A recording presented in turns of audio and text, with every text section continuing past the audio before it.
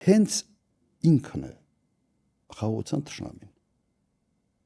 Նիկոլ Փաշինյանը այսօր խաղաղության ամենից մեծ թշնամին է եւ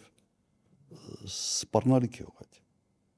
Հենց այն պատճառով, որ չի հասկանում ինչ անում։ Մենք ասում ենք, մենք բերելու ենք երաշխավորված խաղաղություն։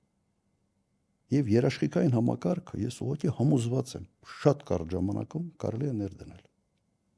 Կարելի է հասնել դրան։ Պարոն նախագահ, այսինքն որ մենք լինենք, պատերազմ չի լինի։ Իհարկե չի լինի։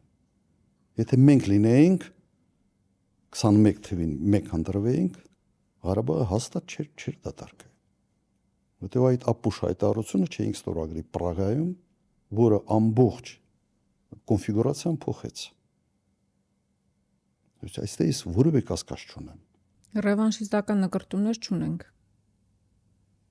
Որտեղ մարդկանց մեջ դա են տարածում։ Որտեղ ուրիշ բան տարածելու չունեն։